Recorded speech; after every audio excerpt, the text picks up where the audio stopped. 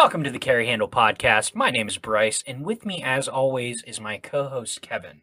We have a very interesting theme for this second episode of the Carry Handle Podcast, and that is, can a company turn itself around? And I think we have two examples potentially, and maybe we'll dive into that a little bit. What do you think, Kevin? I absolutely agree with you. Recently, I was looking into Taurus's new 856 revolver. Have you seen that? I have. That is their executive. I think they call it the executive grade. And Ooh, yes, fancy. so what's interesting about this pistol is it looks more like it has been inspired by revolver shooters than what people think a revolver should be. It's double action only. I think if you shoot a revolver, that's how you should shoot it. That's just how Right. I feel. It's got a bobbed hammer, so it clears a draw, a concealment garment a little bit better. It has Yep. low profile sights. So in that kind of vein, it seems as if revolvers for concealed carry, full size revolvers, seem hmm to be kind of coming back in popularity with more of the hipstery shooters. Caleb Giddings, the revolver guy, or he writes for many, many different publications, and he's been on Right. YouTube for a number of years. Wow, YouTube. Yeah, oh yeah, maybe YouTube. I don't know if you've heard of it. I maybe I'll have to Google it. So he's been a major 1911 and revolver shooter for quite some time. And a lot of the industry that I have observed in the last couple of years has been more open to revolvers, 6 round guns, 8 round guns, so on Right. and so forth. Gone are the days are people scoffing at 6 round revolvers for concealed carry. These long written off calibers and guns seem to be finding their way back into rotation in some people's everyday life, and it's definitely very interesting. With an MSRP of under $700, Wow. it's a 3 inch and it's matte stainless. It looks good, and it reminds me of the old school Taurus revolvers that were based on the Smith and Wesson designs. Right. And back in the 80s and the 90s, the guns were actually half decent. They weren't bad. This was Yeah. pre 24/7 and Right. Millennium Carry or whatever the hell those weird polymer Well, guns were. That at, famous video of the guy shaking the 24/7 into going full auto, the mhm. Brazilian guy. Yeah. Well, at $700 MSRP, that's an everyday pistol that anyone can really get into. That's sub $700, my friend. I believe it's six. Oh, sub! Wow. Yeah, it's in the 600s, high 600s. I'm gonna say. Now that would be MSRP, so you could very well find it under that, which I think is interesting. So this would be a great pistol for anyone starting out thinking they want to get a gun and they're really not ready for maybe a semi-automatic yet, and they want to do a revolver, but they don't want to get a bad revolver. So there's a famous quote from Daryl Blokey. Okay. He's a revolver guy. He's a very well known trainer in the industry, and I believe it was him. But he basically said that revolvers are the best guns for neglect in terms of you can throw it in a drawer, forget about it for years, pull it out and pull the trigger, and it's probably going to work. Now, Right. semi-automatics are better for abuse, which means Mhm. no lubrication, no just kind of lit, because I have a Glock that's in the 15,000 round range, and Right. I think I've cleaned it maybe twice, maybe if that. Yeah. I think my 19, I'm at least 10,000 rounds. Right. And see, what's interesting about revolvers is they are like watches, and they have a lot of mechanics and a lot of timing and a lot of things going on when you press that trigger, as opposed Right. to a semi-automatic. It might seem like there might be going on, or a lot more going on in a semi-automatic than a revolver, but the tolerances in a revolver are such that shooting them a lot in one range setting, you are going to end up. People seem to think that revolvers don't fail. That's just not true.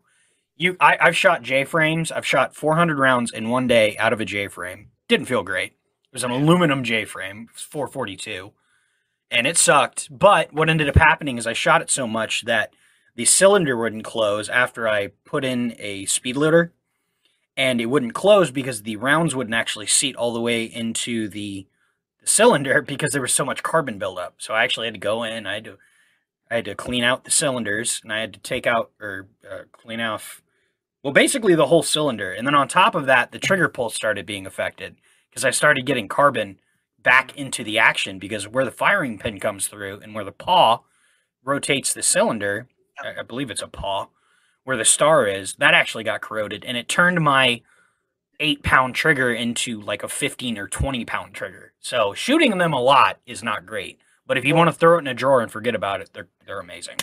Well, you touched on how if you shoot them a lot, they're more prone to fail. And the really famous one that I think our viewers out there could look up on the interwebs if they care to is Jerry McCulloch. I hope I'm not Michalak. Michalak, thank you.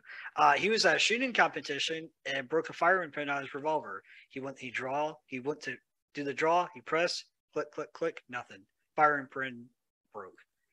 So, well, yeah. See, it's just, what's interesting is I also think revolvers are a great gun for new shooters. And that's a great illustration of anything breaks. I mean, if you use it enough, it's going to break. That's a fact of life. I've talked to guys that are like, as soon as my gun malfunctions, I'm getting rid of it. And I don't understand that at all, but that seems to be a common think among people that buy a gun, and they're like, if it doesn't work, I don't keep it. And that's, right. You have failures. There's a maintenance schedule to everything. I mean, AR-15s, maybe not an AK, even though springs are rated for however much. Everything has a maintenance schedule. And whether you're super anal about it or not, you're going to run into it whether or not you want to, because I mean, if you use something enough, it's going to break. If you're well versed in the firearms, then I think you do adhere to, whether you tell yourself you do or not, I think you do adhere to right schedule. It's just more of an internal, hey, it's been a while since I'm looked at this, and this. Right. Let me look at them. Well, so just kind of finishing out my thought on revolvers, I think they're good first guns in terms of something that you can just throw in a desk. It may not be your lifestyle. You're not shooting every day.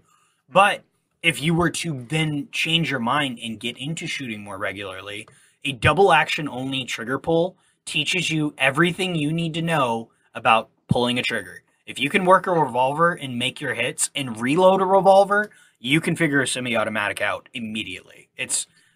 I mean, in terms of the basic fundamentals that go into hitting what you're aiming at, it's massive, because I mean, that is a heavy trigger pull. It's a long trigger pull, and you only have so many rounds, so you need to be very deliberate. And honestly, it's like driving stick shift or a manual, right? Right. Or a stick shift or an automatic. It's just there's something about stick shift and manual are the same. Yes, it is. Yes, they are. Oh. But there's something about hitting that clutch and maybe grinding the gear, because I haven't driven stick in a while. Like an old truck driver. Like an old truck driver. Oh, yeah. It's something about it that you're more involved with the shooting process. You basically have to disassemble the gun to reload it. Now, what I'm not saying is get a revolver, shoot it a couple times, and throw it in your waistband. That is a terrible idea. In fact, I don't advise anybody do that with any gun ever, but more so than not a revolver. We're not giving out advice for legal reasons. That was right. So the last thing I'll say on that, because I feel like I may have gotten sidetracked here. I think you're good for time, as I'm known to do. But there's a learning curve. There's a graph I've seen online. And it was for Berettas, it was for 1911s, it's for revolvers. Okay. The interest, so it's super high interest when you're an inexperienced shooter, and then when you're a mildly experienced shooter, the interest for revolvers goes down. But then once you're becoming a super invested shooter, the graph kind of goes back up, or it does go back up. Interesting. And it's actually interesting. It's kind of like Berettas. There's because a lot of people don't like the triggers. Oh, I shoot Glocks. Well, I mean, you probably haven't been shooting that long, or if you have been, I mean, that's an accurate statement. I mean, that's where Kevin started. That's where I started. That's a lot of people start that way. But once you get past, okay, well, this is the only gun I can shoot well, because it's all fundamentals. You press the trigger without moving the sights a lot, and you hit what you can aim at. So pick up a gun, pull the trigger, do what you need to do. It'll work. It's just how that works. Let me just add, do that safely and responsibly. Yes. For legal reasons, yes. Don't take this as legal advice. We're not going to be responsible for any negligent discharges. Right. So with that being said, the interest for revolvers starts to go back up because it's a harder gun to shoot. You have to take it apart. You have to pop the cylinder out. You have to eject the cases. It's not putting a magazine in and hitting a button. There's more to it. And it's kind of like drivers or car guys. They like cars, they like automatics, and then they start wanting to get a stick. That's just what happened. That's what happened with me. I'm trying to find a Miata. That's what I want, but my wife says we need money, and apparently that's important. Your bank account says that. Your wife just amplifies it. she makes that absolute. And you know what? You got to listen to Little Redhead. So that's a fact. That is legal advice. I forgot your wife. Listen to the redheads. Yes. I forgot your wife was redheaded, but okay. That is legal advice. I will die on that hill. Listen to the small redhead. Moving on. Taurus has done it again with creating this very interesting pistol. At first glance, it looks almost like a carbon copy of another famous pistol. And of course, I'm talking about the new Taurus G3 tactical pistol. Looks almost identical to FN 509 tactical pistol. You know, it's interesting. I haven't seen that comparison made, and I've been looking into this for however long we've been trying to get this episode out. But now that I look at them side by side, I can't believe I didn't see it. I'm amazed. I mean, either someone at Taurus worked for FN or someone at FN leaked documents to Taurus. I don't think you need to leak documents, man. They've had that 509 tactical out for years or a couple of years now. All they had to do is, I don't know, trace it. Yeah. I imagine the guys at Taurus are sitting around. They're like, man, we got to come up with a new pistol. We got to compete in the market. Anybody have any ideas? And then here comes some dude walking by with an FN 509 on his hip. And they go, hey, let's see. Hey, come back here with that pistol. Let's take a look at that. Obviously, the Taurus guy wasn't carrying a Taurus. Yeah. even in your wildest fantasy. He didn't want to drop it and shoot somebody. All right. So if we're sticking to the theme of this show, what I would say is that it seems like lately Taurus may be making a turn in terms of quality, because from what I've heard, obviously still having problems in terms of G3s. I've heard some issues. Now, heard some issues is on YouTube and through Facebook groups. I don't own any Taurus guns, but I would consider this G3, honestly. Well, and it seems like these recent guns, and I feel like it really started with their 22 line, their TCX or their semi-automatic 22s that were coming out, and then it kind of moved into the G3 line. And what it seems like is Taurus is releasing guns, getting feedback, and then releasing new versions of the guns that people are asking about. Because now they have a red dot ready, striker fired, threaded barreled pistol, and that's the gun you need to be relevant in this market. And I'm looking at a picture of it now, and it looks like they took the Glock style trigger, which is a very popular trigger out there on the market, opposed to the even SIG is getting into that style of trigger, right? So I mean, and so is Smith & Wesson. The new generation M&Ps come with a same dingus trigger that a Glock has instead of the split in half trigger they used to have. Which honestly, I don't mind them. I don't mind them. Split in half trigger, because my father. I can shoot my pistol at sub-zero. Can you? I guess not. But living in Florida, I don't know. Right. I mean, how relevant is that? We get into sub-zero fights all the time. All the time. In the ice cream aisle. Really. You know what? I just saw an Eskimo walk by my window. Yep. Well, next time you go for ice cream, brother. That shivering bastard. Look at him. I'll cover your sits when you're going for that chocolate mousse. Oh, God. Oh, no.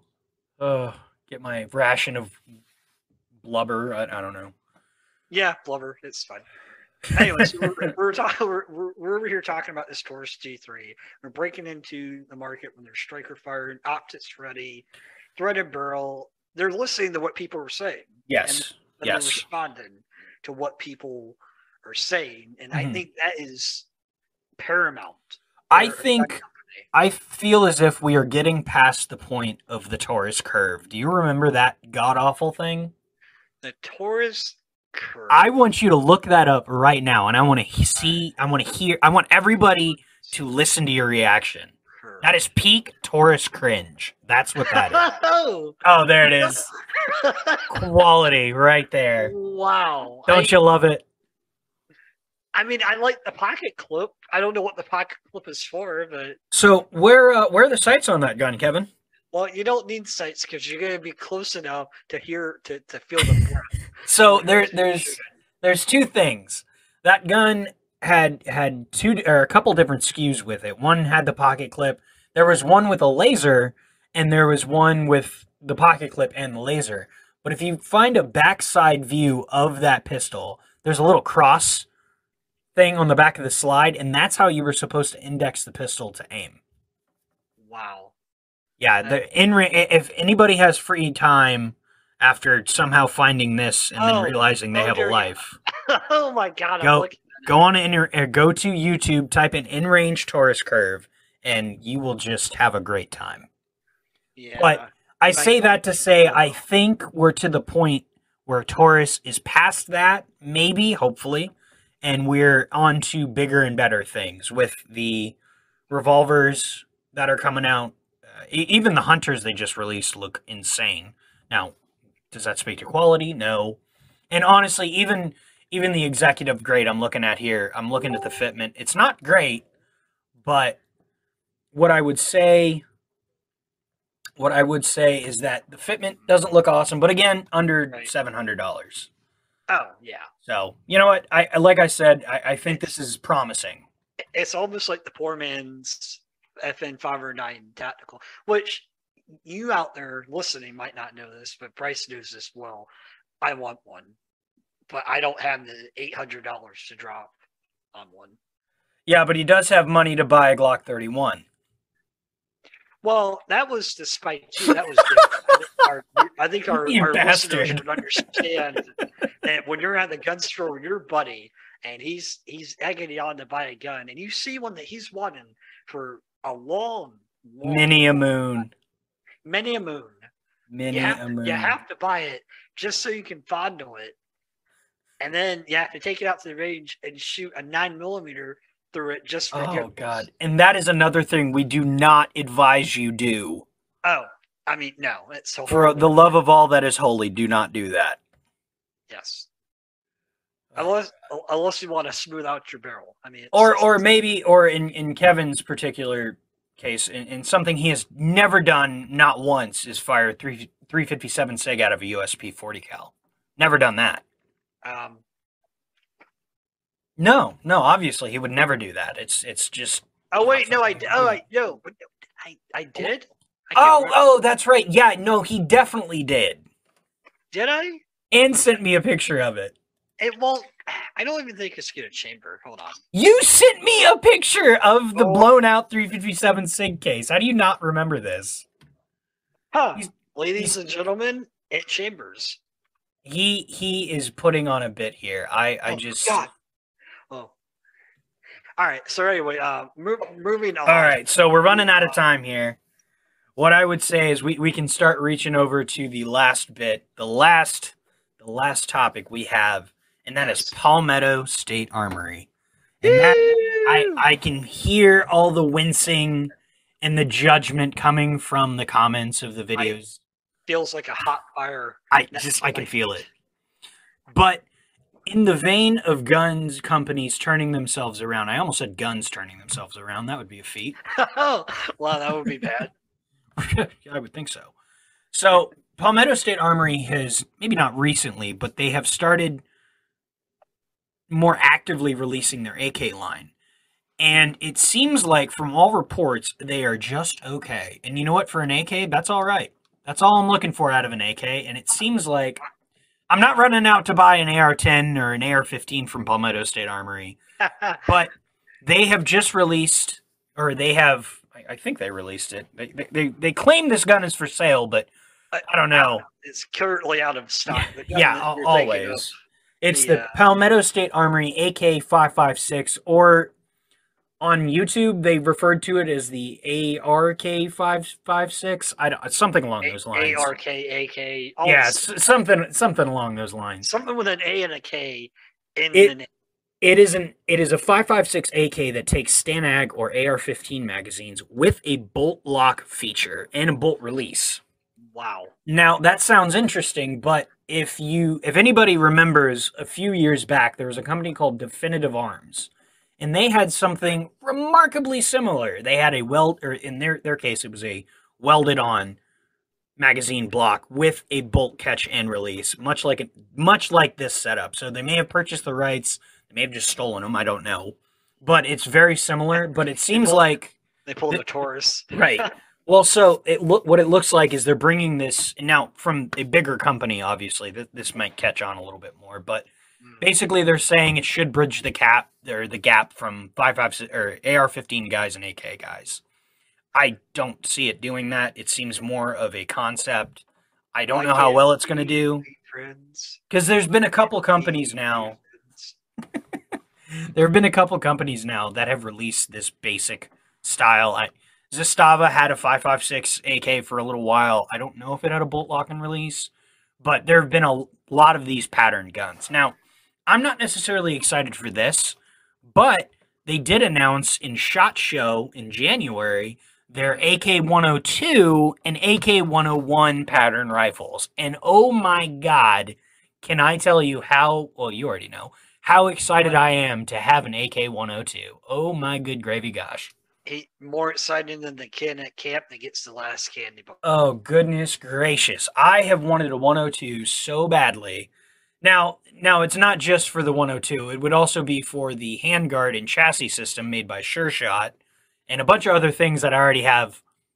I didn't buy them yet because Kevin judges me when I buy parts for guns I don't own. Well, the way it works, listeners and gentlemen and whoever's out there, he likes to buy, as soon as he buys a part for any gun, he's bought the gun. It might take him a while, but he buys the gun. He buys a mag. I'm going to, yeah. He buys a mag, he buys a barrel, he buys a spray, and before you know it, hey, look, I bought a gun. I had Wilson Combat magazines. This is all going to be related, I promise. Wilson Combat magazines are about $30 a piece. Hold on, I'm gonna do the math here because I bought these all at random. Watch out, he's doing math. Stand back. 15. Oh my God. Oh my God. 120. So I spent $600 in 1911 magazines before I had a 1911. I got 15 9mm ETM magazines, and then I got 2 of the Vickers editions, which are like $60 a piece. And then I bought parts for the gun. I had sights, I had grips that I bought these grips from 10-8 Performance that I bought when I was 18 years old, when I still lived in Maryland, when I couldn't buy guns. So in relating to that, so Palmetto is coming out. They have this AK, this 5.56 AK now. And Kevin has been stopping me from buying 5.56 AK mags. I know the wrath of the people around him, and I don't want that wrath. The redhead. She will forever be known as the redhead. Yes, the redhead will come down on me with the fury of 1,000. Yes. Oh my goodness, great! If a case of 5.56 AK mags come in, holy hell will be rained down upon my dumb head. Hell wouldn't stop. No. But getting back to this AK 5.56, I think it's interesting that they're trying to really branch into that AK 5.56. Yes. Between the two, I mean, you might have a guy out there that has an AK and has a 5.56. He likes the AK, but ammo is getting a little hard to find due to current interesting things that we have on the books. Yep. Well, even before that, I mean. Right. Well, it was kind of going that way. It was, yeah. 5.56 is very readily available. It's easy to find. It's easy to shoot. So putting it in an AK almost seems sacrilegious.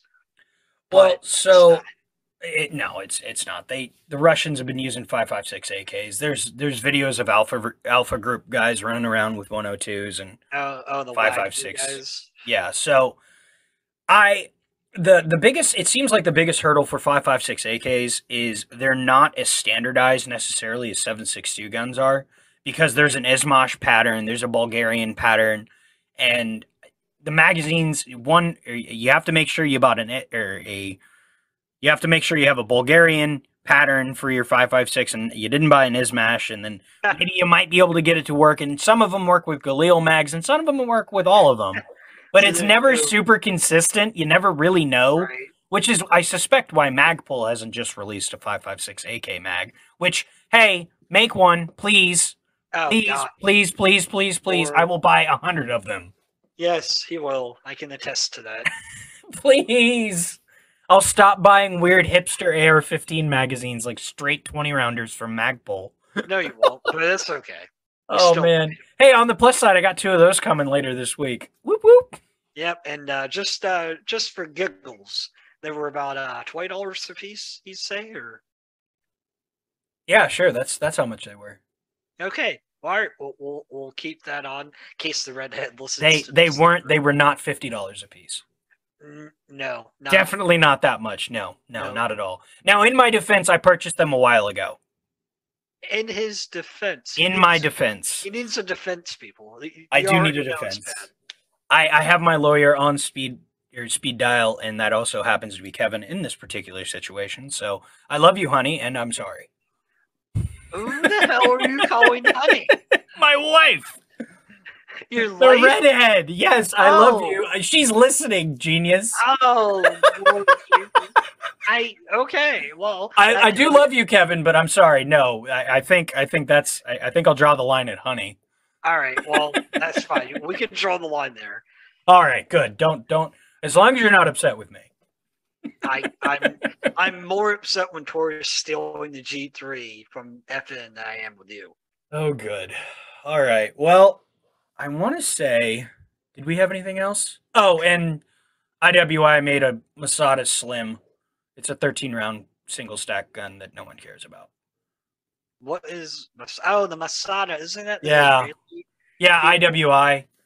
Oh yeah, IWI. Yeah, And they released a 13-round subcompact gun. wow. Yeah, Did it it's P- optics ready. Did it SIG do that with their P365? A number of years ago, yeah. A little late to the party. Ha, Everybody's late to the party. Masada shows up to the party and everybody's already drunk and passed out. I wanted to kind of fit. I wanted to talk about it, but what the hell am I gonna do? That's it. Hey, cool. All right, fun. It's not a Galil, so I don't really care. Well, that sounds like a pretty nice A glowing endorsement. wrapping But up. I think that's it. And you know what? We're right at the end of our time. And you know what, guys? I really appreciate you listening. Be sure to tune in next time. And yeah, we're signing off. All right. Thanks, guys. Bye.